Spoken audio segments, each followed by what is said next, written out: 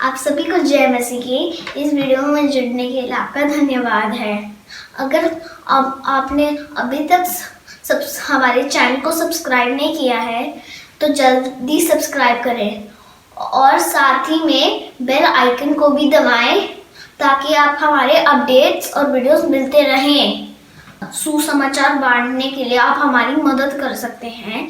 इसके लिए आप फेसबुक, ट्विटर और इंस्टाग्राम पर जुड़ें। आशा है आज का संदेश आपको आशीष देगा। तो हमारी लाइफ चेंज हो जाती है, हमारी लाइफ बदल जाती है। हम बहुत सारी चीजों को ढूंढ रहे हैं, हम पैसे को ढूंढ रहे हैं, हम सक्सेस को ढूंढ रहे हैं, और ये सारी चीजें अगर आपको एक ही जगह पर मिल जाए तो परमेश्वर की उपस्थिति ऐसी एक चीज है जहां पर आपको जो नहीं मिला वो मिलता है। और परमेश्वर का प्रेजेंस बहुत ही पावरफुल होता है।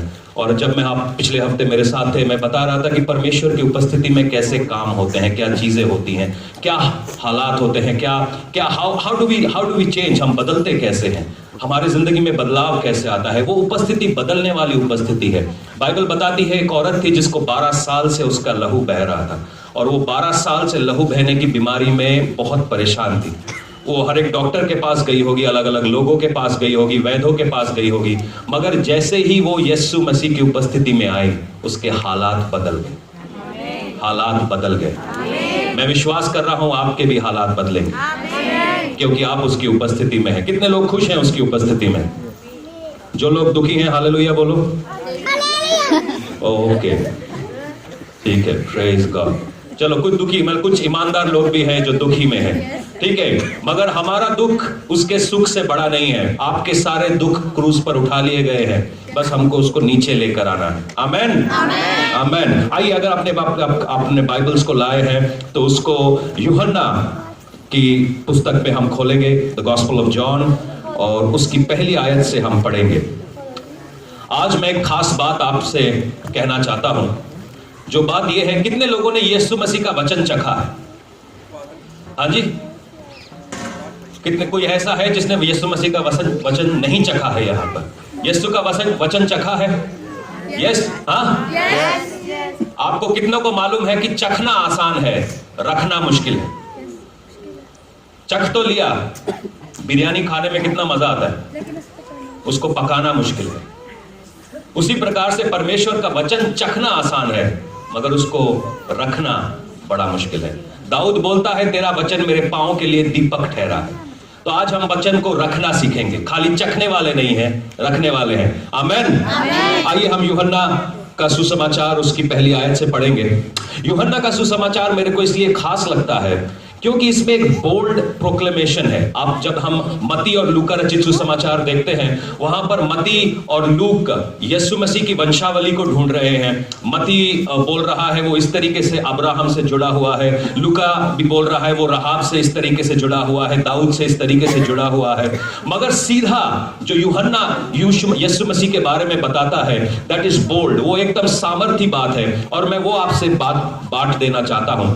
यूहन्ना यूं कहता है कि आदि में वचन था और वचन परमेश्वर के साथ था और वचन परमेश्वर था। यही आदि में परमेश्वर के साथ था। सब कुछ उसी के द्वारा उत्पन्न हुआ, और जो कुछ उत्पन्न हुआ है उसमें से कोई भी वस्तु उसके बिना उत्पन्न नहीं है। उसमें जीवन था और जीवन मनुष्य की ज्योति था। ज्योति अंधकार में चमकती है और अंधकार उसे ग्रहण नहीं कर सका। परमेश्वर का वचन एक सामर्थी चीज है। या तो यूं कहिए कि ये जो बाइबल आपके हाथ में है, आपने यीशु मसीह को प्रैक्टिकली पकड़ के रखा हुआ है। बाइबल बताती है वचन देहधारी हुआ। ये यीशु मसीह ही परमेश्वर का वचन था जिसके द्वारा सारी बातें सृष्टि की गई, और उसी सृष्टि के जरिए से हम चल रहे हैं। आप पानी पीते हैं, वो कैसे सृष्टि हुआ है? वचन के जरिए से। आप अनाज या फल फ्रूट खाते हैं, वो कैसे सृष्टि हुआ है? वचन के जरिए से। आप मुर्गे खाते हैं, वो कैसे सृष्टि हुआ है? वचन के जरिए से। ये परमेश्वर ने वचन बोला और ये सारी चीजें सृष्टि हो गई, और यही वचन देहधारी हुआ। ये वचन एक शरीर धर के हमारे बीच में टहलने लगा, और उसको हम यीशु मसीह बोलते हैं। ये वचन सामर्थी है। बाइबल बताती है ये वचन दो धारी तलवार है, और जब हम तलवार पकड़ लेते हैं तो दुश्मन हमसे घबराने लगते हैं। आमीन। तो आप अपनी बाइबलों को इस्तेमाल करना सीखें। बाइबल केवल एक रखने की चीज नहीं है, वो इस्तेमाल करने की चीज है। हमने हमारे घरों में डिनर सेट्स रखे होते हैं, खास मेहमान जब आएंगे हम वो निकालेंगे। उसी प्रकार से हमने बाइबल भी रखी हुई है, खास दिनों पे निकालेंगे। रिजरेक्शन संडे के दिन, नए साल के दिन, 25 दिसंबर के दिन, उस दिन खास निकलती नहीं तो वो कोने में कहीं पड़ी रहती है। ऐसा ना होने दीजिए, हर रोज उसका इस्तेमाल करिए, हर रोज उसका इस्तेमाल करिए। और यूहन्ना यहां पर कहता है कि यीशु ही वचन है और वचन ही यीशु है, और यीशु ही देहधारी होकर हमारे बीच में चलने फिरने लगता है, और जो कुछ भी बनाया गया है उसी के जरिए से बनाया गया है, और कुछ भी ऐसा नहीं जो उसने नहीं बनाया है। और इसी वचन की बात मैं आपको बताता हूं कि जब हम ये वचन सुनते हैं तो हमारी जिंदगियों में काम होते हैं। आप में से बहुत सारे लोगों को अपनी जिंदगी की गलतियां महसूस होती हैं। मेरे को मजदूरी नहीं करनी पड़ती कि आप लोगों को बताया जाए। आप वचन सुनिए, वचन अपने आप में ही आपको बता देगा कि आपकी लाइफ के इश्यूज क्या है। और जब हम ये वचन सुन लेते हैं हमारी जिंदगी में काम होने लगता है और अपनी जिंदगी को हम बेहतर करने लगते हैं। यही इस जिंदा वचन का कमाल है। यीशु मसीह जब 40 दिन उपवास में था तो शैतान यीशु मसीह से मिलता है और यीशु मसीह को कहता है कि चल तू बोल, तू तो परमेश्वर का बेटा है, पत्थर को बोल रोटी बन जाए। यीशु मसीह कहता है आदमी केवल रोटी से नहीं बल्कि परमेश्वर के कहां से, मुंह से निकले हुए वचन से जीवित रहता है। उसके मुंह से निकले हुए वचन से जीवित रहता है। 2 किस्म का वचन है, एक ये लिखा है जो आपके हाथ में है, ये लिखा हुआ वचन है। एक है बोला हुआ वचन। ठीक है, हम आज लिखे हुए वचन की तरफ देखेंगे कि ये लिखा हुआ वचन हमारे को कैसे बचाता है, ये लिखा हुआ वचन कैसे बताता है। कई बातें होती हैं कई घरों में या कई जगहों पर, वो मतलब बताई जाती है। अगर आप मेरे घर में आएंगे रहने तो हमारे घर का एक रूल है कि 9 बजे बत्ती बंद। ठीक है जी, 9 बजे के बाद कोई टीवी नहीं चलेगा, कोई कुछ नहीं चलेगा। हम प्रेयर में जाएंगे या आप मुझे प्रेयर करने दीजिए, शोर शराबा नहीं। उसी प्रकार से जब मैं आपके घर में रहने आऊंगा वहां का रूल होगा कि 12 बजे तक हम डिस्को डांडिया पे डांस करेंगे। हो सकता है रूल हो, मगर मेरे घर का रूल है कि 9 बजे मैं बत्ती बंद कर देता हूं। जब मैं आपके घर में आऊंगा मेरे को आपके रूल से चलना पड़ेगा। जब आप मेरे घर में आएंगे आपको मेरे रूल से चलना पड़ेगा। जब हम स्वर्ग में जाएंगे तो किसके रूल से चलेंगे? और वो रूल कहां लिखा है? कहां लिखा है? अब सोचो होता क्या है, आप रात के 12-12 बजे तक डिस्को डांडिया करते हैं, ठीक है, और आप मेरे घर पर आया, मैं तो 9 बजे ही बत्ती बंद कर देता हूं। तो फिर वो 3 घंटे आप क्या करेंगे? अपने कमरे में बैठ के कभी इधर कभी उधर अनकंफर्टेबल होंगे कि नहीं होंगे? उसी प्रकार से जब हमने स्वर्ग में जाना है, ठीक है, यहां कोई नरक में जाने वाला तो नहीं बैठा है? पक्का? यहां कोई नरक में जाने वाला तो नहीं बैठा है? नहीं ना? तो हमको वहां के रूल्स मालूम होने चाहिए। अगर वहां के रूल्स हम यहां पर अप्लाई करने लगेंगे तो हम कामयाब होंगे। जो काम वहां पर होता है वो हमारे साथ यहां होने लगेगा। स्वर्ग में कोई बीमार नहीं पड़ता, वो रूल्स हम अपनी लाइफ में अप्लाई करेंगे, यहां कोई बीमार नहीं पड़ता। स्वर्ग में कोई कमी घटी नहीं है, हम वो रूल्स अपनी लाइफ में अप्लाई करेंगे, हम गरीब नहीं रहेंगे। Are you getting it? आज से हम रूल्स अप्लाई करने वाले बनेंगे। पहला शमूएल उसका 15 का 22 यूं कहता है कि आज्ञाकारिता हर दान से बढ़कर है। Obedience is better than any sacrifice.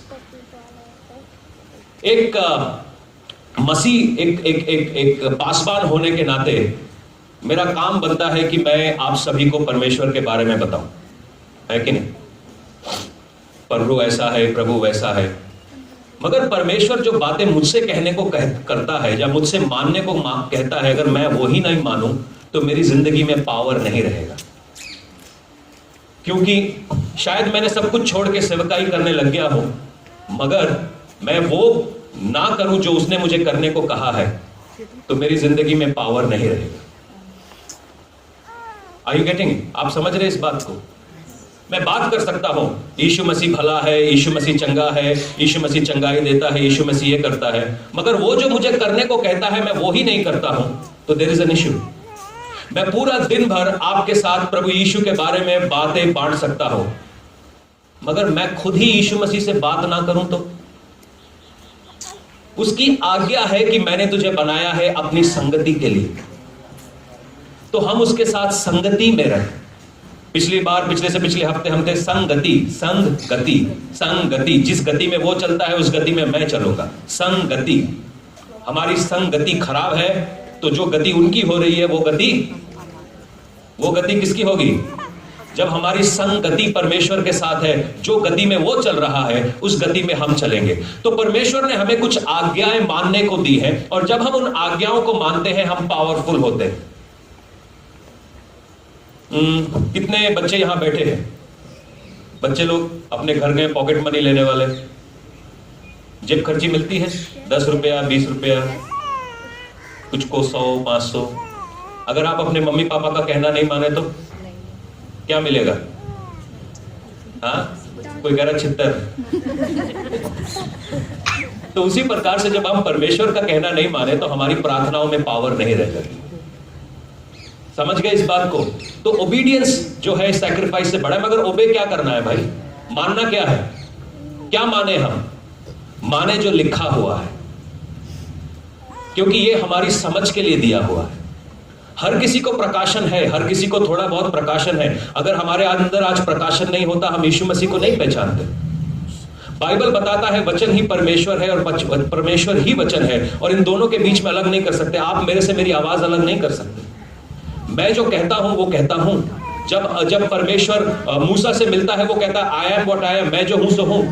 सुनिए, अगर मैं आज आपको बोलूं कि कल आप मेरे घर में आना, मैं आपको 2000 रुपए दूंगा और 2000 का चेक मैं आपको ना दूं तो आप क्या बोलेंगे? पास्टर जी झूठा है। सुनिए, जो मैं कहता हूं अगर मैं वो नहीं करता तो वो मेरे चरित्र को दिखाता है। मगर बाइबल बताती है परमेश्वर जो कहता है वही करता है। उसने कहा मैं तुम्हारे लिए उद्धार का रास्ता बनूंगा, वो बन गया। उसने कहा मैं तुम्हें छुड़ाऊंगा, उसने छुड़ा लिया। उसने कहा मैं तुम्हें आजाद करूंगा, वो आजाद करता है। वो जो कहता है वो करता है, और उसका लिखा हुआ वचन हमारे सामने हमारे पांव के लिए एक दीपक के हिसाब से है। कई बार हम अपने एक्सपीरियंस की वजह से उस वचन को पकड़ नहीं पाते, उसको पकड़ नहीं पाते, उसको हम छोड़ कहते हैं यार कल हमने प्रेयर करी, कुछ हुआ ही नहीं यार। जो ये लिखा है वो सच है भी कि नहीं है? और ये हमारे अनुभव की घटी की वजह से हम उसके साथ चल नहीं पा रहे, हम उसके वचन को पकड़ नहीं पा रहे हैं। आइए हम देखेंगे एक खास बात जो मैं आपको बताना चाहता हूं, वो है निर्गमन 24 में 15 से लेकर 18 तक। हम मिलके उसको पढ़ेंगे। निर्गमन 24 उसका 15 से 18। ये ऐसा है कि मूसा जब है इजिप्ट से या मिस्र देश से सारे लोगों को निकालकर बाहर लेके आया, वो बियाबान के बीच में है, और परमेश्वर मूसा से मिलता है, और मूसा से इस प्रकार से मिलता है, एक ड्रामेटिक तरीके से मिल रहा है।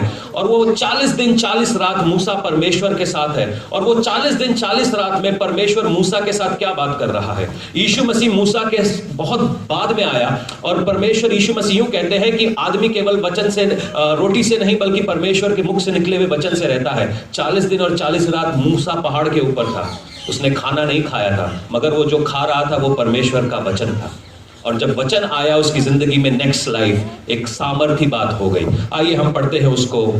निर्गमन पंजाबी में बोलेंगे उसको कूच, और उसकी 24 की 15 आयत से। अगर आप नोट्स ले रहे हैं तो इसको लिख सकते हैं, और ताकि हम इसको आगे भी पढ़ सकें। तब मूसा पर्वत पर चढ़ गया और बादल ने पर्वत को छा लिया। तब यहोवा के तेज ने सीने पर्वत पर निवास किया, और वह बादल उस पर 6 दिन तक छाया रहा। 7वें दिन उसने मूसा को बादल के बीच में से पुकारा। इजराइलियों की दृष्टि में यहोवा का तेज पर्वत की चोटी पर प्रचंड आग के समान दिखाई पड़ता था। तब मूसा बादल के बीच में प्रवेश करके पर्वत पे चढ़ गया। तब मूसा ने पर्वत पर 40 दिन और 40 रात रहा। और ये 40 दिन और 40 रात प्रभु मूसा से जितने नियम है या जितने लॉज हैं उसके बारे में बात कर रहा है। परमेश्वर का धन्यवाद हो कि यीशु मसीह आया और हमारे को इन कानून के श्रापों से मुक्त करा दिया।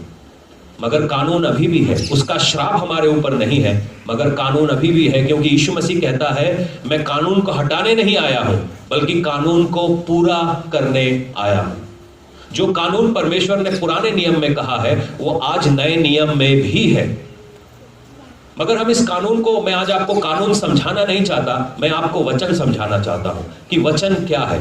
मूसा 40 दिन और 40 रात, इनफैक्ट पर्वत के ऊपर, मुझे नहीं मालूम उसको क्या मिल रहा होगा। अगर आप सिने पर्वत की बात करें तो वो बियाबान के बीच में उगा हुआ पर्वत है, वहां केवल कैक्टस की झाड़ियां होंगी, और कैक्टस की झाड़ियों में 40 दिन और 40 रात निकाला नहीं जा सकता। कैक्टस मतलब कांटे वाले पेड़, वो खा खा के वो 40 दिन और 40 रात तो निकाल नहीं सकता, मगर वो परमेश्वर का वचन खा रहा था। जब हम 25वें चैप्टर में आते हैं, कूच की 25वें चैप्टर में आते हैं, तो परमेश्वर मूसा से कहता है कि इन सबसे ऑफरिंग लेना नीचे जाकर। गरीब लोग हैं जी, कैसे इनसे ऑफरिंग लेंगे? क्योंकि वो गरीब नहीं थे। जब वो मिस्र देश से निकल रहे थे, मिस्रियों ने उनके हाथ में बहुत सारी चीजें छोड़ दी थी, और परमेश्वर कहता है 25वां आयत, आप घर जाके पढ़ना चैप्टर, अपने मन से नहीं बोल रहा हूं, कि इनसे ऑफरिंग ले। अरे यार, ये जंगल में रह रहे हैं लोग, कम से कम इनके लिए घर तो बना दो, तुमने जो प्रॉमिस किया था इनको कानान देश में तो पहुंचा दो। कहता नहीं, इनसे अभी ऑफरिंग ले, इनसे अभी दान ले, और मेरे लिए मेरा घर बना। परमेश्वर, तुम आसमान से मन्ना गिराने वाले आदमी हो, इनसे दान क्यों मांग रहे हो? तुम्हारे को किस बात की घटी है? तुम्हारे तो क्या बोलते हैं, सड़कें भी सोने की हैं। परमेश्वर जब आपसे कुछ मांगता है, वो इसलिए नहीं मांगता कि उसको कुछ चाहिए, वो आपसे इसलिए मांगता है क्योंकि वो देना चाहता है। इजराइल इधर एग्जाम्पल करके दिखाना पड़ता है। ये हमारी बीबी भोला है, ठीक है। जब भी ये पंजाबी में लड़ती है, मैं इसका फैन हूं, इसलिए मैंने इसको अपने पास रखा हुआ है, ठीक है। एक बुक दो, बुक लेके पढ़। सपोज ये तुम्हारा 100 रुपया है, ठीक है। तुम्हारा मम्मी ने तुम्हारे को 100 रुपया दिया है, बोला है बीबी बोला जो करना है इससे करो। फड़ अब इसको। कैसे पकड़ेगी? 100 रुपए को कितना संभाल के रखेगी? कैसे, मतलब कैसे? अगर कोई जोएल छीन ना ले तो कैसा करेगी? कैसे करेगी? ऐसे करेगी, राइट। पकड़ पकड़, पैसे पकड़ के रख। ओके, ऐसा हम भी अपने पैसे के साथ, अपनी आशीषों के साथ ऐसा ही करते है ना, जैसे हमारी बीबी बोला कर रही है, ठीक है। चैलेंज क्या है? मुझे देगी ये 100 रुपए, देना, दे दे, प्लीज दे दे। क्यों? क्योंकि इसको मालूम नहीं मैं मांग रहा हूं, बदले में इसको दूंगा कि नहीं दूंगा। लॉजिक है ये। मगर परमेश्वर ये चाहता है, एक बार मेरे को दे के दिखाना। 100 रुपए लिया, ये ले, 1000 का नोट, 2000 का नोट। सुनो, उसको पकड़ के हम रहेंगे तो हम आगे नहीं बढ़ पाएंगे। अगर वो 100 रुपए का नोट ही पकड़ के रखती तो ये बड़ा नोट उसके हाथ में। कई बार परमेश्वर हमसे जगह मांग रहा है। अपनी जिंदगियों में जो चीजें तुम्हारे काम की नहीं है, जो चीजों को तुम बेकार में पकड़ के बैठे हो, अपना गुस्सा, अपना घमंड, मैं उसको माफ नहीं कर सकता, मैं उसको साफ नहीं कर सकता, मैं ये, कई बार उसको छोड़ दो यार, छोड़ दो। जब आप उसको छोड़ोगे ये शांति आ जाएगी आपके पास। कई बार हमारे 10-10 रुपयों को हम इतना कस के पकड़ के रखते हैं ना। जब भी मैं ऑफरिंग गिनता हूं, मैं एक्चुअली रो रहा होता हूं, क्योंकि मुझे मालूम है कि कितनी मेहनत से ये आप लोग कमा के लाए। ये प्रेशर है मेरे ऊपर। मगर आप जब उसको रिलीज करते हैं, खुशी के साथ आप रिलीज करेंगे, आप सोचेंगे कि आप ज्यादा पाएंगे।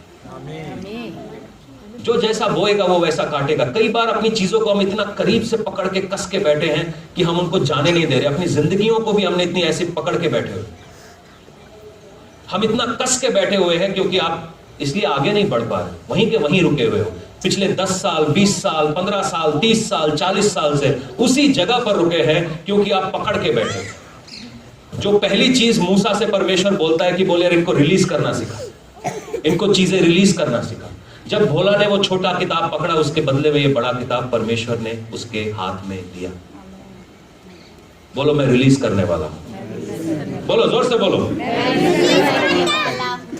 आमेन। आप रिलीज करेंगे, आप आशीष पाएंगे। उसके बाद परमेश्वर, जब ये सारी बातें हो ही रही होती हैं और मूसा परमेश्वर के साथ बातचीत कर रहा है इजराइल के बारे में। 32वीं जो हम चैप्टर में पहुंचते हैं, कूच के 32वें चैप्टर में, तो हम वहां पर नीचे देखते हैं कि मूसा जब नहीं था तो सब लोग कहते यार अब मूसा है नहीं, 40 दिन तक ऊपर है, पता नहीं नीचे उतरेगा भी कि नहीं। तो हम अपने लिए क्या करते हैं, जो भी हमारे पास चीजें हैं, अपने कान के, बाइबल बताती है, अपने कान के कुंडल, अपने नेकलेसेस सब लेकर आ गए और उन्होंने एक अपने लिए सोने का बछड़ा बनाया। तो वो बछड़ा उसने क्यों बनाया? क्योंकि जब वो मिस्र देश से निकले थे वहां पर वो बछड़े की आराधना करते थे और उन्होंने सोचा कि यार ये बछड़ा ही हमारी सारी मुसीबतों को दूर कर सकता है, क्योंकि आदमी को आराधना करने की एक नीड है, उस नीड के साथ वो पैदा हुआ। जब यीशु मसीह सामरी स्त्री से मिलता है वो बोलता है मैं इसकी आराधना करती हूं, मैं उसकी आराधना करती हूं। ये बछड़ा इन्होंने बनाया और मूसा कहता है यार ये जिंदा खुदा को छोड़ के इस बछड़े के पीछे पड़ गए और वो बहुत गुस्सा हुआ। और उसके बाद की कहानी आप सभी को मालूम है कि वचन का जो कमी है वो हमको टेढ़ी जगहों पर ले जाता है। जब हमको वचन नहीं मालूम कि परमेश्वर जिंदा खुदा है, वो हमारे को आशीष और बरकतें देने वाला परमेश्वर है, हम बहुत जगहों पर भटक जाते हैं, बाबाओं के पास, ढाबाओं के पास, यहां वहां, क्योंकि हमें जिंदा खुदा का वचन नहीं मालूम। ये आपकी कहानी नहीं है, मेरी कहानी। मुझे पता नहीं था कि आशीष कहां से मिलती है। मुझे लगा नंगे पांव पर्वत चढ़ने से शायद आशीष मिलती है। मैं नंगे पांव पर्वत भी चढ़ा, छाले मिले, आशीष नहीं। सच्ची बात है। लोगों ने बोला ये काम करो इससे आशीष मिलेगी। घर के अंदर एक नींबू रखो, नींबू को एक ग्लास के अंदर रखो और उसके बगल में एक दिया जलाओ, उससे आपके घर में पैसे आएंगे। मैंने किया, कुछ फर्क नहीं पड़ा। मगर हर 2-2 घंटे में मैंने चेक करना होता था दिए में तेल है कि नहीं। रात को भी उठ के दिए में तेल डालता था मैं कि भाई तू तो जल, तू जलेगा तो मेरा घर चलेगा। दिया जलता रहा, मेरा घर नहीं चला। जब भी आप वचन से दूर रहते हैं या वचन आपके पास नहीं है, आपको भटकने का हमेशा जिंदगी का एक आप भटकने की कगार पर है। आप ऐसा समझिए, पुराने आजकल हमारे पास जीपीएस वाले फोन आ गए, मगर पुराने जमाने में जीपीएस नहीं था, नक्शे होते थे। लोग नक्शा देखकर जगह जगह पर जाया करते थे, नक्शा अपने साथ में रहते थे। आपकी जिंदगी का नक्शा आपके हाथ में, आप नेक्स्ट स्टेप कहां जाएंगे, किस तरफ जाएंगे, क्या चीज होने वाली है, ये नक्शे के अंदर पड़ता है। कई लोग प्रेयर कर रहे हैं, परमेश्वर तुम मुझसे बात तो कर, मगर जो चीज उसने दी हुई है उसको पढ़ तो सही। जब तू पढ़ेगा तभी तो जानेगा। ये जो लोग लव लेटर लिखते हैं, आजकल लव लेटर नहीं होता है, आजकल है टेक्स्ट होता है, उसमें भी छोटा वाला ILU। अब उसको अपने हिसाब से कर लो। आई विल लूट यू, आई हेट यू, जो भी उसके अंदर L से जो कुछ भी बन सकता है। अब ILU लिखा है, उसका कुछ भी बना सकते हो। आई विल लूट यू, ऐसा समझ लो। मगर पुराने जमाने में जब मैं छोटा हुआ करता था तो फोन हुआ करते थे और खत हुआ करते थे, लंबे लंबे खत लिखे जाते थे। क्योंकि मेरी हैंडराइटिंग अच्छी थी, मैंने बहुतों के खत लिखे। हाँ, पूरी अच्छी हैंडराइटिंग के फायदे होते हैं। ये बड़े बड़े लड़के आते हैं जो कभी स्कूल नहीं जाते, उनको पता है मेरी अंग्रेजी अच्छी थी, तो मेरे लिए खाना वाना लेके आते, 2-4 बार पाँव दबाते थे, मैं उनके लिए खत लिखा करता, अच्छे खत। तो खत में पूरी कहानियां हुआ करती कि रात को मैं सोया नहीं, और मैं देखता था ये खत मैंने लिखा है, और क्योंकि मैंने लिखा है फंसने वाला चांस मेरा है। तो मुझे मालूम होता था कि भाई कहां गया ये खत, किसके हाथ में है। एक दिन मैंने देखा हमारे बगल में 2 घर छोड़ के एक बहन जी मेरा ही खत पढ़ रही है। मैंने सोचा कहीं मेरी मां ने देख लिया तो मेरी तो बुरी हाल हो जाएगी। मगर वो खत वो पढ़ रही थी अपने जो वो शायद केमिस्ट्री की किताब में, इतनी मोटी किताब थी, उसके बीच में वो खत डाल रखा था। मैंने देख लिया क्योंकि मैं उसके ऊपर था। एक दूसरे को जानने के लिए वो खत पढ़ रहे थे। हमारा प्रेमी पिता को जानने के लिए हम बाइबल कितना पढ़ते हैं।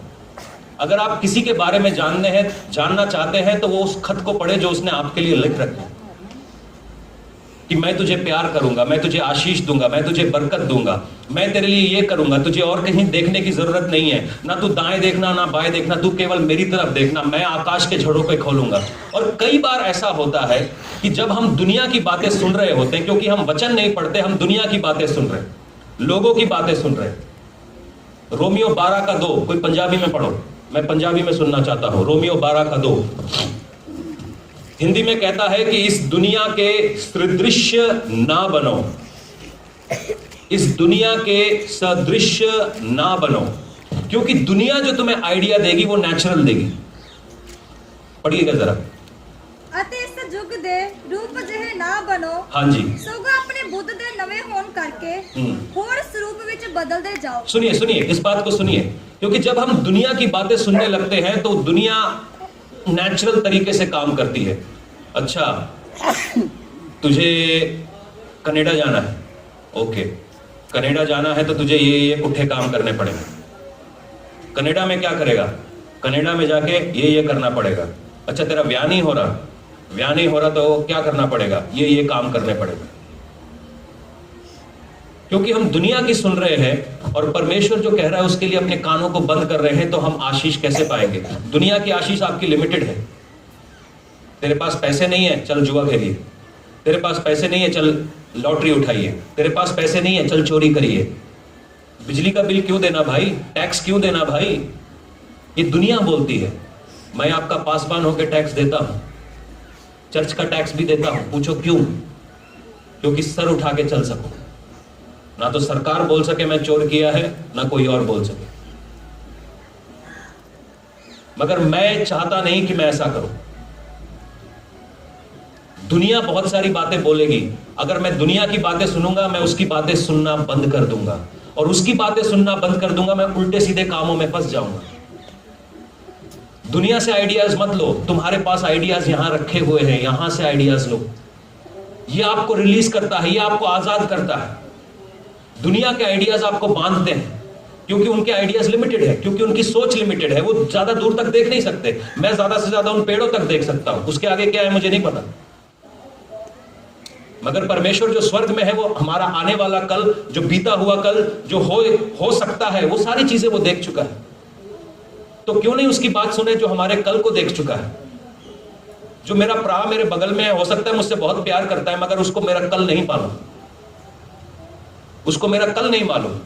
और जब हम दुनिया की इन बातों को सुनने लगते हैं, वचन पढ़ने को छोड़ के, वचन को जानने के अलावा वचन की खिलाफत करते हैं, हम अपने लिए श्राप ला रहे हैं।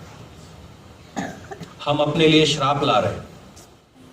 सुनो, आप सुनना इस बात को बहुत ध्यान से। यीशु मसीह ने एक जगह पर श्राप दिया, आपको मालूम है?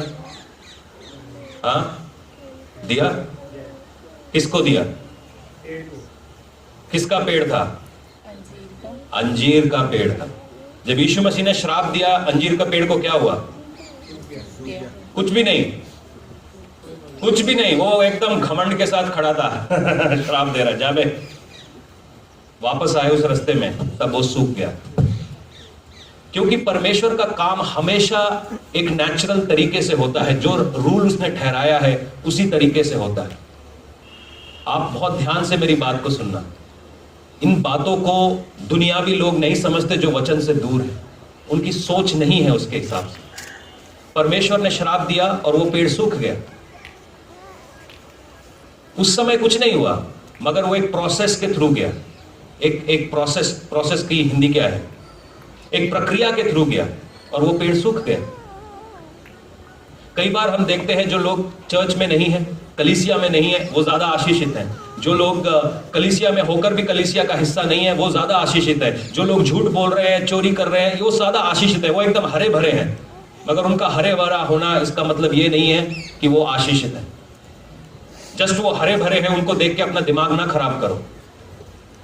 उनका हरे भरा होना एक सीजन के लिए है, मगर जब आपके फल लगेंगे वो फल बना रहेगा। कितने लोगों को बात समझ में आई? जब आप वचन के हिसाब से फल बनाएंगे, वो फल बना रहेगा। That will not and. ना उसको टिड्डियां खा सकती हैं, ना उसको समय खा सकता है, ना उसको कोई कीड़ा लग सकता है। वो फल बना रहेगा। वचन के विरोध में जाएंगे तो वो फल कभी नहीं बना रहेगा। हो सकता है थोड़े समय के लिए मजा मिल रहा है, मगर वो फल कभी बना नहीं रहेगा। ईमानदारी का 1 रुपया बेईमानी के करोड़ रुपए से ज्यादा भारी है, ज्यादा भारी है। कल हम डिस्कस कर रहे थे, कुछ हमारे यूथ के लोग बैठे थे और हम डिस्कस कर रहे थे कि गरीबी को कैसे दूर हटाना। मैंने उनको बोला दशमांश दीजिए। दशमांश देने से सिलेंडर आपका जो 2 महीने भी नहीं चलता वो 6 महीने चलता है। अभी जनवरी में दोबारा लगाया, आखिरी सिलेंडर अगस्त में लगा था। खाना बनता है, चाय बनता है, पता नहीं क्या क्या बनता है, बनता ही रहता है यहाँ पे। 6 महीने चला मेरा सिलेंडर, यहीं पे रखा हुआ है आपके सामने, और मैं विश्वास कर रहा हूं ये वाला 8 महीने निकालेगा। दो चखो तो सही, देखो तो सही। मलाकी 3:10 जो है ना, वो एक बड़ी क्रिटिकल आयत है, उसको लोग बहुत तोड़ मरोड़ के पेश करते हैं। आप देके देखो, चख के देखो, करके देखो, you will see the blessing of God. सुनो, इश्यूज क्या है? हम जब परमेश्वर को जानते नहीं है और बिना जाने हम उसको आराधना करने लगते हैं, जब हम परमेश्वर को जानते नहीं है, उसको जाने बिना हम सेवा करने लगते हैं, तब हम अपने लिए मुसीबतों को ला रहे हैं। पहले उसको जानो, वो कौन है, वो क्या है। वो जानेंगे कैसे? वो जानेंगे कैसे? कोई आइडिया है? परमेश्वर को जानेंगे कैसे? हाँ, वचन के जरिए से। आप वचन को जानेंगे, आप कामयाब होंगे। जब आप उसको जानते हुए सेवा करेंगे कि मैं एक ऐसे बाप की सेवा कर रहा हूं जो किसी का उधार नहीं रखता, जब मैं एक ऐसे बाप की सेवा कर रहा हूं जो मुझसे प्यार करता है, जो मुझको बरकत देना चाहता है, आशीष देना चाहता है, तो मेरा दिमाग इस तरफ नहीं चलेगा कि मैं क्या करूं, मैं कैसे जुगाड़ लगाऊं। मेरा काम चलेगा, मैं सेवा करूंगा, और मेरे सेवा से मेरा पिता खुश होता है। मेरी सेवा से मेरा पिता खुश होता है। उसको जानते हुए आप सेवा करो, और वो जानेंगे आप वचन के जरिए से। और वहां पर ऐसा हुआ कि जब कूच की किताब एक्सोडस 32 में हम पढ़ते हैं, मूसा 2 तख्तियों पे दो स्टोन टैबलेट्स पे अपने 10 कमांडमेंट्स लेकर नीचे आया, तो वहां पर वो देखता है कि लोग किसी सोने की मूर्ति की पूजा कर रहे हैं। वो किसी ने कुछ एक गाय का जैसा कुछ बना लिया है और उसकी पूजा कर रहे हैं। उससे वो बहुत गुस्से में आ जाता है, और वहां पर परमेश्वर का गुस्सा उनके ऊपर फूट पड़ता है और 3000 लोग मारे जाते हैं। जब 120 पेंतिकुस्त के दिन आराधना कर रहे थे और वो पवित्र आत्मा से भरते हैं परमेश्वर को जानते हुए, तो 3000 लोग बचाए जाते। दोनों का फर्क आप समझिए। मगर एक ताकत मैं आपको एक इस वचन की बता देता हूं, क्योंकि वचन जो है ना आपके साथ एक ताकत के रूप में। आप वचन को अपने साथ लेकर जाइए, वचन आपको हारने नहीं देगा। आपको वचन हारने नहीं देगा, ये मैं आपको बाइबल से बता सकता हूं। यहोशू 3 निकालेंगे, यहोशू 3 का 15 निकालेंगे। यहोशू 3 का 15 हम पढ़ेंगे। यहां पर यहोशू नया लीडर बना है। यहोशू नया लीडर बना है, और वो लीडर बन के परमेश्वर के सामने आता है। परमेश्वर उसको वचन की ताकत दिखाता है। यहोशू 3 का 15 यूं कहता है, और संदूक के उठाने वाले यर्दन पर पहुंचे, और संदूक उठाने वाले याजकों के पांव यर्दन के तीर के जल में डूबे। सुनो, यर्दन का जल तो कटनी के समय सब दिन अपने तट के ऊपर बह रहा था। एक उफनती हुए नदी के अंदर परमेश्वर का वचन लेके 4 आदमी पहुंच जाते हैं, और जब ये 4 आदमी वहां पर पहुंचते हैं, तब जो जल ऊपर की ओर से बह रहा था वह बहुत दूर तक, अर्थात आदम के नगर के पास सरातन के निकट रुककर ढेर हो गया और दीवार सा उठा रहा, और वो जल अराबा के तल को खरा तल भी कहलाते हैं, और उसकी ओर बहा जाता है। आपकी जिंदगी में बड़े बड़े तूफान आएंगे, बड़ी मुसीबतें आएंगी, बड़े चैलेंजेस आएंगे। अगर आप ये वचन को लेकर उसके अंदर घुसेंगे, कोई भी तूफान आने दो, वो आपको डुबा नहीं सकता। इन्होंने केवल ये पांव रखा इस वचन के साथ। उन्होंने वाचा की संदूक उनके कंधों पर थी। वाचा की संदूक पूरे सोने की बनी हुई थी, और उसके दोनों तरफ 2 कुरब थे या चेरेबियम्स थे, और उसके बीच में परमेश्वर की मर्सी सीट थी। और उस वाचा की संदूक के अंदर 10 आयतें, 10 कमांडमेंट रखे हुए थे, और ये आज्ञाओं को लेकर ये केवल एक उफनते हुए समुंदर में पांव रखते हैं, समुंदर रुक जाता है। आपकी जिंदगी में जितने उफान आ रहे हैं, जितने तूफान आ रहे हैं, ये वचन को उसके अंदर लेकर उतर जाओ, वो आपको डुबा नहीं सकते। ये वचन की वो सामर्थ है। आप बोलते हैं खाली वचन की ये सामर्थ है, आप यहोशू 6 में जाइए। यहोशू 6 को भी पढ़ेंगे। यहोशू 6 को पूरा पढ़ेंगे। यहां पे यरीहो की दीवार कैसे गिराई गई, आइए इसको पूरा पढ़ते हैं। ताकि हमारा और आपका विश्वास बढ़े। यरीहो के सब फाटक इजरायलियों से डर के मारे लगातार बंद रहे। बाइबल बताती है यरीहो एक बहुत बड़ा शहर था और इसकी दीवारें इतनी मोटी थी कि इस दीवारों के ऊपर रथ चला करते थे, और ऐसी जगह को लकड़ी से जीत पाना बड़ा मुश्किल था। और ऐसे लोग जो बियाबान में घूम रहे हैं वो इनके साथ लड़ाई नहीं कर सकते थे। ये ऐसा होगा कि साउथ अफ्रीका के लोग अमेरिका के साथ जाके लड़ाई करें और बोले कि भैया हम तुम्हें जीत लेंगे, मगर परमेश्वर का वचन इनके साथ था। सुनिए इन्होंने क्या किया। यरीहो के सब फाटक इजराइल के डर के मारे लगातार बंद रहे, कोई बाहर भीतर आने जाने नहीं पाता था। फिर यहोवा ने यहोशू से कहा, सुन, यरीहो और उसके राजा शूरवीरों के समेत तेरे वश में कर देता हूं, इसीलिए जितने योद्धा नगर को घेर लें और उस नगर के चारों ओर एक बार घूम आए, और 6 दिन तक ऐसा ही किया करना। सुनो, इनको एक जीत चाहिए थी। हम कई बार परमेश्वर के सामने जाते हैं और परमेश्वर से बोलते हैं, यार ये फला मुसीबत मेरे सामने से हटा दे, मगर क्या परमेश्वर ने यरीहो को इनके सामने से हटाया? हाँ, हटाया क्या? नहीं हटाया। परमेश्वर ने इनको स्ट्रैटेजीज दी। आपकी जिंदगी में जो चैलेंजेस हैं उसके स्ट्रैटेजीज आप परमेश्वर से मांगने लगी। जो भी बड़ा गुंबद आपकी लाइफ के सामने खड़ा है उसके खिलाफ आप प्रेयर करने लगिए। परमेश्वर आपको स्ट्रैटेजीज देगा। हो सकता है आपका पति आप नहीं बदलता, पत्नी नहीं बदलती, बच्चे नहीं बदलते, हालात नहीं बदलते, वो यरीहो के समान है। आप परमेश्वर से स्ट्रैटेजी को मांगिए। जब वो स्ट्रैटेजी देगा, वचन को लेकर चलेंगे, हम देखेंगे कैसी आशीष आई।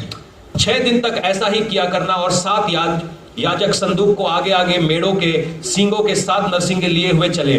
फिर 7वें दिन नगर के चारों ओर 7 बार घूमा, और याजक नरसिंगे फूंकने चले गए। और वे जब मेढ़ों के सींगों के नरसिंगे ढेर तक फूंकते गए, सब लोग नरसिंगे का शब्द सुनते ही बड़ी ध्वनि के साथ जय जयकार करें। तब नगर की शहरपनाह नेब तक गिर जाएगी और सब लोग अपने सामने चढ़ जाएंगे। इसीलिए नून का पुत्र यहोशू याजकों को बुलाकर वाचा का संदूक के उठाकर ऐसा ही किया। और जब उसने ऐसा किया, हम देखते हैं उसकी स्ट्रैटेजी काम आई।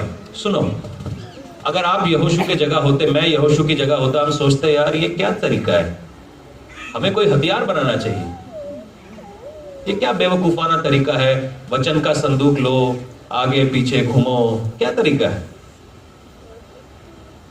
कोई हथियार लेके आओ भाई, 4 आदमियों के साथ सलाह करो, उसका दुश्मन का दुश्मन हमारा दोस्त है, उसके साथ दोस्ती करो चल के। मगर इन्होंने कुछ ऐसा नहीं किया। इन्होंने कुछ ऐसा नहीं किया। जो वचन ने, परमेश्वर ने अपने वचन के द्वारा इन्हें स्ट्रैटेजी दी, उस स्ट्रैटेजी को इन्होंने फॉलो किया। ये वचन का संदूक लेके अपने मुसीबत के आजू बाजू घूमते रहे। क्या आपको लग रहा है यरीहो के लोग इनके हंसते नहीं होंगे? हाँ, भक्त बन गया तू, हाँ, और पता नहीं क्या, सब लोग हंसते हैं। जब हम ये बाइबल उठा के चर्च को आते हैं, आधी दुनिया हंस रही होती है हमारे ऊपर, मगर उनको क्या मालूम हम अपने यरीहो देश को गिरा रहे हैं, इन दीवारों को गिरा रहे हैं। उनको हंसने दो, उनको क्या मालूम है। उनको लगता है यहाँ पे कॉमेडी सर्कस चल रहा है,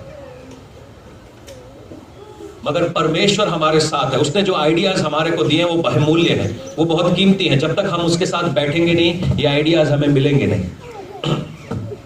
और जब ये बात को हम देखते हैं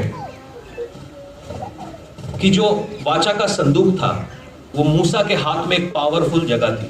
जितनी जगहों से वाचा का संदूक होकर चला, वहां पर जीत मिलती गई। ठीक है, वाचा का संदूक आखिर में इजराइल के अंदर आता है और इजराइल को भी जीत मिलती है। कई बार बाइबल यूं बताती है कि जब आप 1 शमूएल 4 पढ़ेंगे तो फिलिस्ती वाचा का संदूक उठा के ले जाते हैं। फिलिस्ती वाचा का संदूक अपने घर में रख नहीं पाते हैं ज्यादा देर तक, वो वापस इजराइल को लुटा देते हैं। और इसी तरीके से एक अजीब सा माहौल हो रहा होता है। इजराइल के अंदर राजा बनता है पहला सौल परमेश्वर के सामने पाप करता है और सारा इजराइल हार जाता है। उनके अलग अलग नगरों के अंदर क्या बोलते हैं, इश्यूज चालू हो जाते हैं। यहूदा को अलग लोग जीत लेते हैं, यहाँ को अलग लोग जीत लेते हैं, और वो मतलब गुलाम हो जाते हैं। जो परमेश्वर का वाचा का देश है वो गुलाम बन जाता है। उसके बाद ऐसा होता है कि दाऊद, जो कल तक बकरियों की लीद उठा रहा था, भेड़ों के साथ चल रहा था, डंगरों के साथ चल रहा था, परमेश्वर बोलता है इसको मैं राजा बनाऊं। दाऊद राजा बनता है। दाऊद अपने सक्सेस का कारण जानता है। उसका सक्सेस था उसकी आराधना और परमेश्वर के वचन के ऊपर चलना। मैं हर बार आपको बताता हूं, क्या और गडरिये नहीं थे?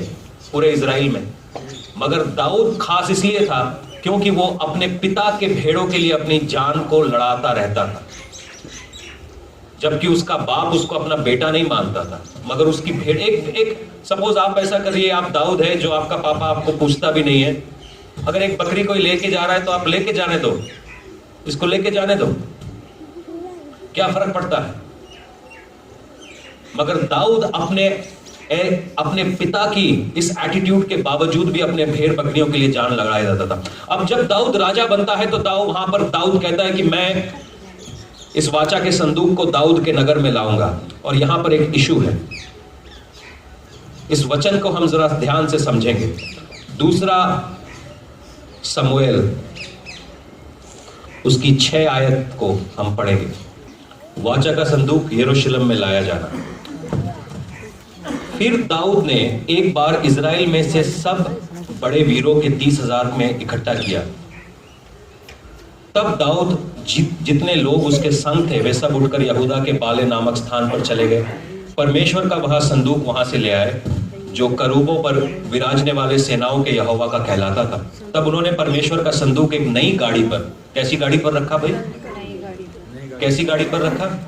ब्रांड न्यू रोल्स रॉयस कहीं से लेकर आया, उसके ऊपर परमेश्वर का संदूक रखा। सुनो, नई गाड़ी पर चलाकर टीले पर रहने वाले अबीनादाब के घर से निकला और अबीनादाब के ऊजा और अहयो नामक 2 पुत्र थे, उस नई गाड़ी को हाँकने लगे और उनको परमेश्वर के संदूक समेत टीले पर रहने वाले अबीनादाब के घर से बाहर निकाला और अहायो संदूक के आगे आगे चला।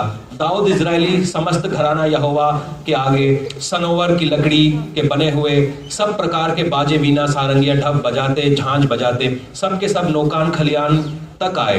तब ऊजा ने अपना हाथ परमेश्वर की संदूक की ओर बढ़ाकर उसे थामा, क्योंकि बैलों ने ठोकर खाई। तब यहोवा का कोप ऊजा पर भड़का और परमेश्वर उसको दोष के कारण उसको वहां से ऐसा मारा कि वहां परमेश्वर के संदूक के पास मर गया। तब दाऊद अप्रसन्न हुआ, इसीलिए वह यहोवा ऊजा पर टूट पड़ा था। उसने उस स्थान का नाम परे सूजा रखा और वहां नाम आज तक विद्यमान है। यहां पर कहानी ये यूं है कि दाऊद कहता है अब मैं राजा बन गया हूं। परमेश्वर को थोड़ी रिस्पेक्ट दिखाते हैं कि जिस परमेश्वर ने मुझे राजा बनाया, परमेश्वर ने जो अपना वायदा उसकी लाइफ में किया था उसको परमेश्वर ने पूरा किया। अब दाऊद कहता है कि मैं परमेश्वर को कैसे आशीषित करूं, कि मैं परमेश्वर के नाम को कैसे उठाऊं, कि वो जो यहूदा में रखी हुई है वो जो आज्ञा की पेटी या जो वाचा का संदूक, उसको मैं अपने नगर में यरूशलेम में लेकर आऊंगा। तो वो अपनी एक नई गाड़ी लेता है, उसमें बैल रखता है और उसके अंदर वाचा के संदूक को रखता है। और 2 लोग जो ऊजा है जो उस वाचा के संदूक को लेकर चल रहे होते हैं, बैल को ठोकर लगती है और वाचा का संदूक वहां डगमगाने लगता है और ऊजा उसको रोकता है। इस पर परमेश्वर ऊजा को मार देता है। ऊजा ने क्या गलती करी? कोई गलती है इसमें? बताइए ना। अगर ऐसा नॉर्मली होता है, मेरे हाथ से बाइबल स्लिप होती है और आप कैच कर लेते हैं, इसमें कोई गलती है क्या? कोई गलती नहीं है ना, कोई गलती नहीं। ओके, आगे देखेंगे। परमेश्वर वहां से हिलना नहीं चाह रहा था, मगर दाऊद था तो दाऊद राजा। हम भी अपने अपने दिलों के राजा है ना। मेरी मर्जी, मैं चाहे ये करूं, मैं चाहे वो करूं, है ना। तो दाऊद भी ऐसा ही कह रहा था कि मैं परमेश्वर के वाचा को, संदूक को अपने घर तक लेके आता हूं, अपने नगर में लेके आऊंगा, ये वो ऐसा वैसा। परमेश्वर ने ऊजा को वहां पे मार दिया और ये देखकर दाऊद डर गया। दाऊद ने अपनी संदूक वहां पर छोड़ दी। आगे देखेंगे क्या होता है, सुनना। फिर दाऊद वो जो संदूक है उसको ओबेद एदोम नाम के एक आदमी के घर पे छोड़ के आता है। 12वीं आयत से पढ़ेंगे। तब दाऊद राजा को यह बताया गया कि यहोवा ने ओबेद एदम के घराने को जो कुछ उसका है उस पर भी परमेश्वर के संदूक के कारण आशीष दी है। और दाऊद ये सुन के कहता है, यार ये आशीष मुझे मिलनी थी। कई बार ऐसा होता है ना, जिस आशीषों के लिए आप प्रेयर कर रहे हैं वो किसी और को मिल जाती है। हेलो। और ओबेद एदोम कोई यहूदी नहीं था, वो एक हित्ती था, वो बाहर क्या बोलते हैं, गैर कास्ट का था, वो गैर कौम का था। वो वचन उसके घर पे आया, वो वचन की रिस्पेक्ट करने लगा। बाइबल बताता है उसका घर मल्टीप्लाई होने लगा। और ये सुन के दाऊद बोलता, ओ तेरी, जिसके पास कुछ भी नहीं था, जिसको परमेश्वर की समझ नहीं थी, जैसे ही उसने वचन को रिस्पेक्ट किया, उसके घर में आशीषें आने लगी। दाऊद बोलता है, यार ये तो बड़ी गड़बड़ हो गई, जो आशीष मुझे मिलनी थी वो आशीष किसी और को मिल रही है। आगे यहां पे यूं लिखा है, तब दाऊद जाकर परमेश्वर के संदूक को ओबेद-एदोम के घर से दाऊदपुर में आनंद के साथ पहुंचा दिया। जब यहोवा का संदूक उठाने वाले 6 कदम चल चुके थे, तब दाऊद ने एक बैल पाला पोसा हुआ और एक बछड़े की बलि कराया। सुनो, दाऊद पहले क्या गलती कर रहा था? दाऊद पहले क्या गलती कर रहा था? परमेश्वर का वचन वो जानवरों के ऊपर लाद के लेके आ रहा था। अचानक से दाऊद को दिमाग में आया कि परमेश्वर किसी जानवर के ऊपर आना नहीं चाहता, क्योंकि बाइबल बताती है कि परमेश्वर की आत्मा हमारे अंदर आना चाहती है, कि वो किसी मंदिर के अंदर, किसी पत्थर के बीच में नहीं रहना चाहती। वो अपनी सर्वश्रेष्ठ सृष्टि आदमी के अंदर रहना चाहती है। पहला कुरिन्थियों यूं बोलता है कि क्या तुम नहीं जानते कि तुम परमेश्वर का मंदिर हो? दाऊद को लगता है बिगेस्ट मिस्टेक हो गया मुझसे, कि जो सेनाओं का यहोवा है उसको मैं एक बैल के ऊपर रख के लेके आ रहा था, इसीलिए परमेश्वर उससे नाराज हो गया। अब दाऊद बोलता है, इसको आदमियों के ऊपर रख के लेके आऊंगा। और कैसे लेकर आऊंगा? पहले दाऊद पीछे पीछे चल रहा था, अब दाऊद हर 6 कदम पर उसके सामने बलियां चढ़ा रहा है। हेलो, ये वचन आशीष का वचन है। अगर आप आशीष को अपने घर में लाना चाहते हैं तो क्या क्या करना पड़ता है? सुनो, आप अगर 10,000 रुपए कमाना चाहते हैं तो पूरा दिन क्या करना, 30 दिन तक क्या करना पड़ता है? क्या करना पड़ता है? हाँ जी, दिहाड़ी लगानी पड़ती है। सर का पसीना कहां से निकलता है? पांव से। और पांव का पसीना पता नहीं कहां से। हम आशीष पाना चाहते हैं और हम चाहते नहीं कि हमारा पसीना बहे। हम चाहते हैं कि हमारा पिता हमें आशीष दे, और अपने पिता की आशीष के लिए हम दुनिया भर में सबको पापा पापा बोलते डोल रहे हैं। पापा साढ़े उत्ते हाथ रखो, साढ़े इत्ते हाथ रखो। पापा के हाथ रखने से कुछ नहीं होने वाला जब तक तुम अपने आसमानी पापा को नहीं जानो। जब हम अपने आसमानी पापा को जानेंगे तब आशीष आएंगी। दाऊद की भी मिस्टेक थी। दाऊद बोल रहा था, मैं करवा लेता हूं, कैसे जैसे मर्जी परमेश्वर का वचन अपने घर में लेके आऊंगा। कल मैंने देखा यहां से एक झांकी निकल रही थी, वो झांकी के पीछे उनके परमेश्वर का वचन था, और वो अपने वचन को कैसे लेकर आ रहे थे। एक आदमी पानी फैल रहा था और बाकी 6 आदमी झाड़ू लगा रहे थे। और हम लोग क्या करते? ले कैच कर। कई बार कभी कुछ नहीं भी मिलता, इस जिंदा वचन के ऊपर हम बैठ के सो जाते। कई बार हमारे पैरों के नीचे, गाड़ी के पीछे, कहां पे ये वचन निकलता है। ये जीवित वचन है, जिंदगी देने वाला, और हम इसको कैसे रिस्पेक्ट कर रहे हैं। जो लोग वचन को जानते भी नहीं वो कैसे रिस्पेक्ट कर रहे हैं, और हम कैसे कर रहे हैं। सुनो, उसके बाद क्या होता है? दाऊद हर 6 कदम पर एक बलि करता था और वो चीज को अपने घर तक लेके आने की कोशिश करने लगा। बाइबल बताती है वो इस प्रकार से नाच रहा था कि उसके कपड़े खुल रहे थे। और जब शाऊल की बेटी उस तक पहुंचती है कि यार तू कैसे नाच रहा है, तो वो बोलता है, ये मेरे परमेश्वर के सामने मैं अपने आप को और नीचा करना चाहता हूं। मैं अपने आप को और नीचा करना चाहता हूं। अगर आप अपने आप में सही में इस वचन से आशीष पाना चाहते हैं तो आपको अपने आप को नीचा करना पड़ेगा। हम अपने घमंड, अपने गुस्से, अपनी महत्वाकांक्षा की जगह से आशीषें नहीं पा सकते। अगर आपको सही में आशीष पानी है, अपने आप को दीन करना पड़ेगा, क्योंकि बाइबल बताती है परमेश्वर घमंडी से दूर है। दाऊद ने अपना घमंड छोड़ा, दाऊद ने अपना घमंड छोड़ा और आशीष उसके घर में आई। और जब उसके घर में आशीष आई, बाइबल बताती है इजराइल का घराना बरकत पाया, बरकत पाया। ये सारी बातें मैं आपको क्यों बता रहा हूं? क्योंकि ये वचन सामर्थी है। इस वचन को उठाना सीखें, इस वचन को संभालना सीखें, इस वचन को अपने घर तक ले जाना सीखें। ये वचन सामर्थ का वचन है, ये सामर्थ का वचन है। इसको हम अपनी लाइफ में कैसे लेकर आते हैं? क्या हम इस वचन को आदर कर सकते हैं? Can we respect the word? क्या हम इस वचन को अपनी जिंदगी में कायम कर सकते हैं? क्या हम इस वचन को आदर कर सकते हैं कि ये परमेश्वर के मुंह से निकला हुआ वचन है जो हमारी समझ के हिसाब से हमें दिया हुआ है? क्योंकि जब आप इसको रिस्पेक्ट करेंगे, आपके घर में बरकत आएगी। जो कुछ इसमें लिखा है, जैसे लिखा है आप फॉलो करेंगे। आपको स्कीमें लगाने की जरूरत नहीं है, आपको 2 और 2 4 करने की जरूरत नहीं है। चीजें आपके लिए हो जाएंगी। जो दरवाजे आपके लिए नहीं खोले गए, वो आज खोले जाएंगे इस वचन के जरिए से। जो काम अभी तक नहीं हुआ, हम अपने पिता को जाने, उसके मुंह से निकले हुए वचन को जाने।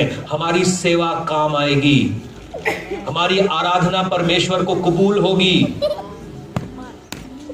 क्योंकि हम उसको जानते नहीं, इसीलिए हम बरकतें नहीं पा रहे हैं। क्या हम इस साल एक एफर्ट कर सकते हैं कि हम वचन को जानने की कोशिश करेंगे, उसको पकड़ने की कोशिश करेंगे, उसको मानने की कोशिश करेंगे? बाइबल बताती है वचन मेरे पांव के लिए दीपक है। अगर आप अंधेरे में चल रहे हैं तो ये आपके लिए रोशनी का काम करेगा। वचन रोटी है। अगर आप भूख से जूझ रहे हैं तो वचन आपको खाना खिलाएगा। ये बोलता है वचन जिंदगी देता है। अगर आप मौत से जूझ रहे हैं तो ये वचन आपको लाइफ देगा। ये बरकत और आशीष लाने वाला वचन, ये बरकत और आशीष लाने वाला वचन, इसको हम अपनी लाइफ में लें। और आइए हम एक एफर्ट करें। मैं जानता हूं बहुत सारे लोग बाइबल पढ़ नहीं पा रहे, सुन तो सकते हैं। दिन भर हमारे कान गानों की तरफ लगे रहते हैं, मगर हम वचन को क्यों नहीं सुन सकते? सुन तो सकते हैं। हम लोग दिन भर टीवी देख सकते हैं, मगर वचन को क्यों नहीं देख सकते?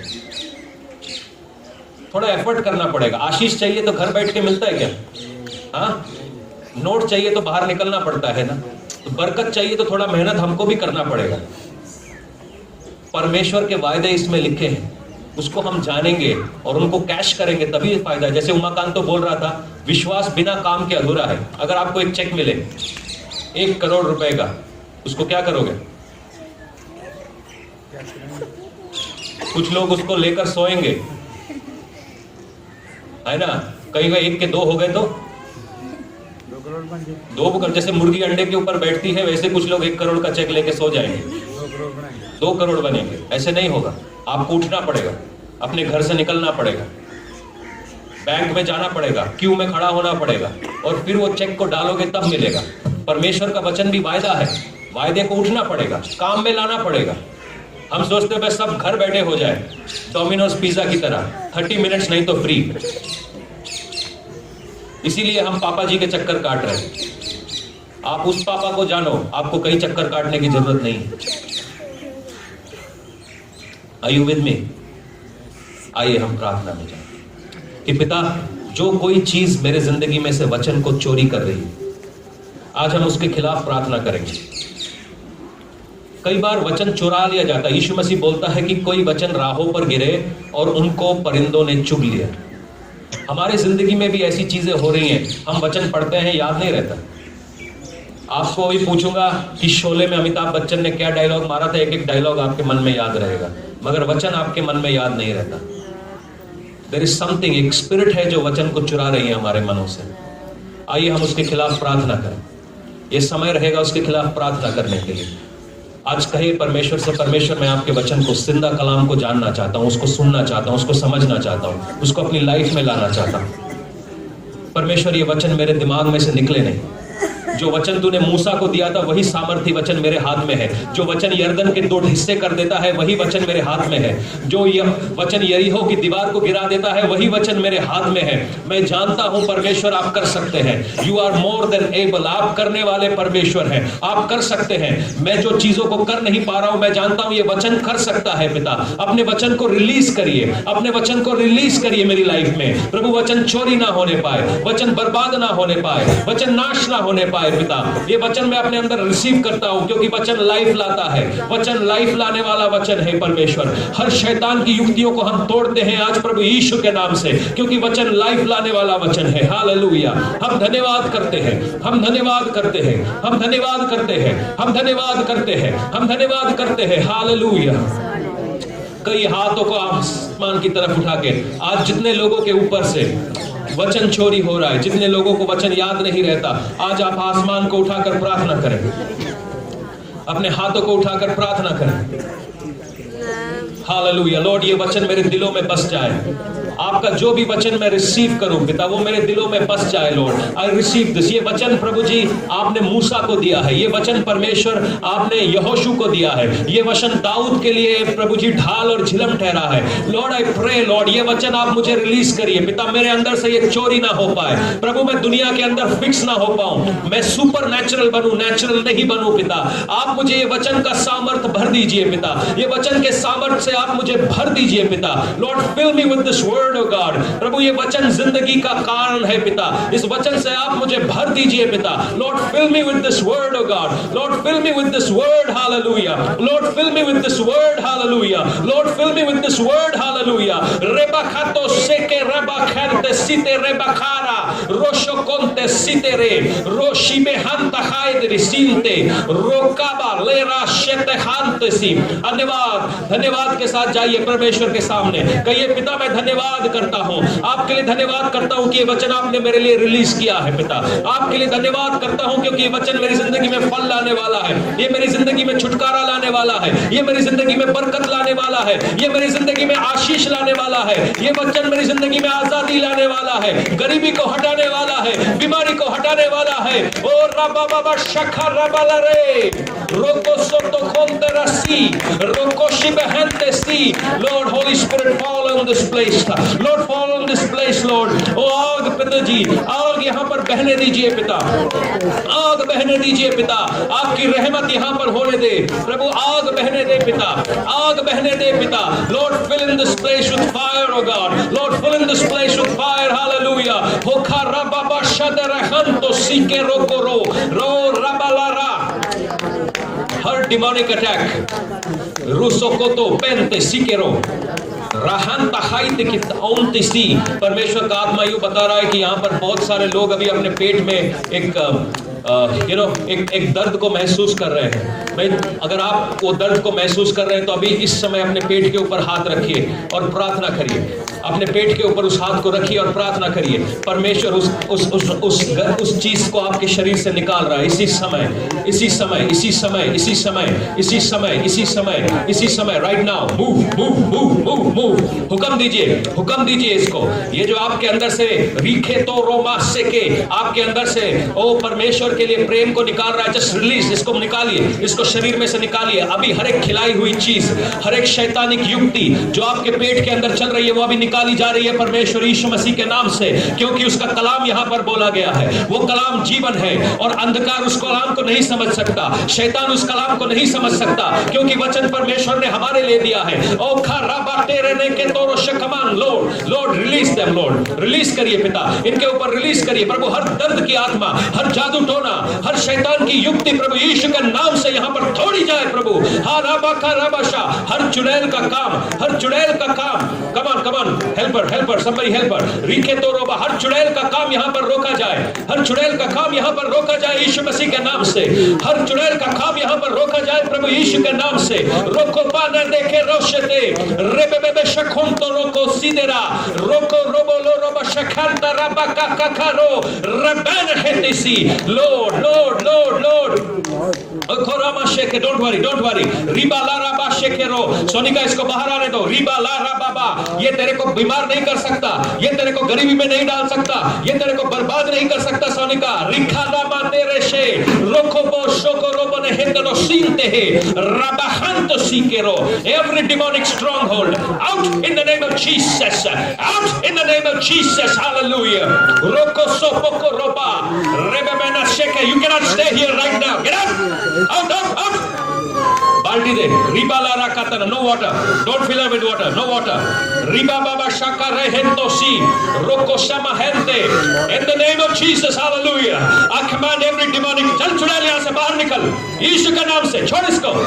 रोको शमा नो रोते रेबाना हेंतो कोसी तेरे। कम ऑन, चलिए प्रार्थना में जाइए, प्रार्थना में जाइए, प्रार्थना में जाइए, प्रार्थना में जाइए, प्रार्थना में जाइए, प्रार्थना में जाइए। ओ याला राबा शाकरा रोको तोरो बोशो।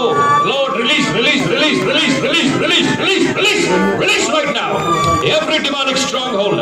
राबा शेके तो कोरो मसी रेते ने शेते खातो रोसो तो हम पखाए रखे नो तो को कलीसिया प्रार्थना में रहिए इन the name of Jesus. Out, out, Praise the Lord. Out. Hallelujah. Out. Hallelujah.